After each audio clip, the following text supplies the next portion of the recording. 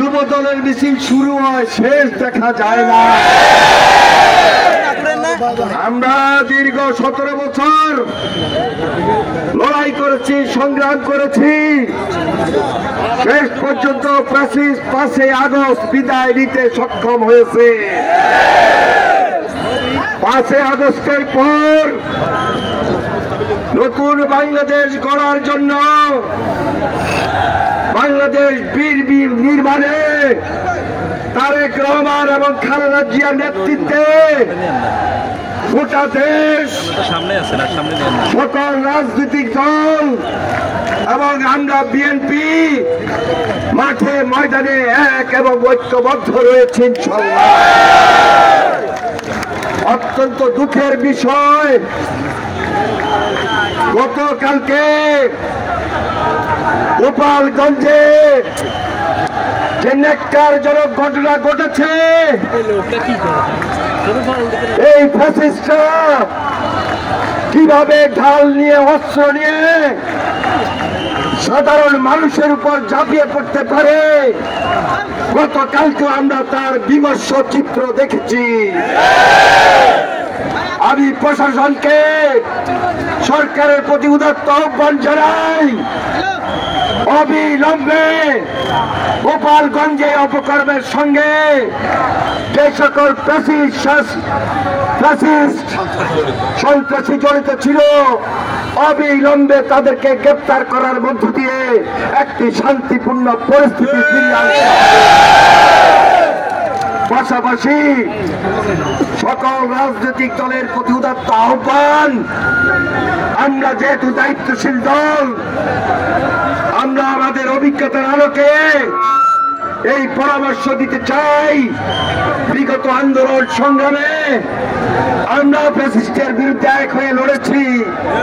প্রত্যেকটা রাজনৈতিক দল, রাজনৈতিক ব্যক্তির কর্মসূচি নেওয়ার ক্ষেত্রে আরো বেশি সজাগ, সতর্ক এবং সতর্কতা অবলম্বন করে কর্মসূচি গ্রহণ করেই আমাদেরকে এই রাজপথে আমাদের কর্মসূচি চালিয়ে যেতে হবে।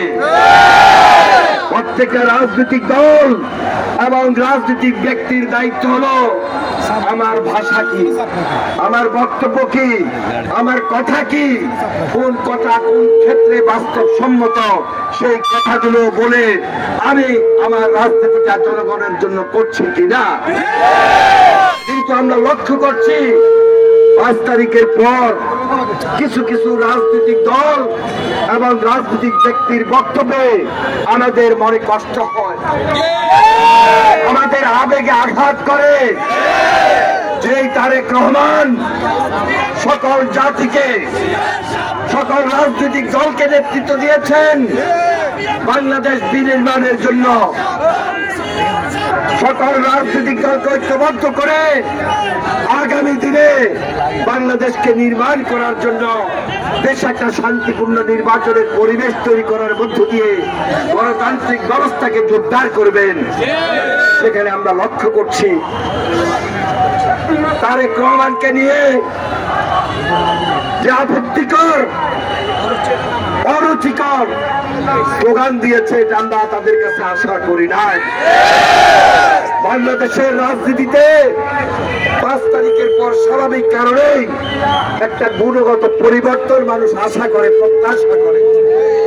সেই প্রত্যাশা অনুযায়ী আমি সেই সকল রাজনৈতিক দলের কাছে উদাত্ত আহ্বান জানাবো, এখনো সময় আছে, সুযোগ আছে।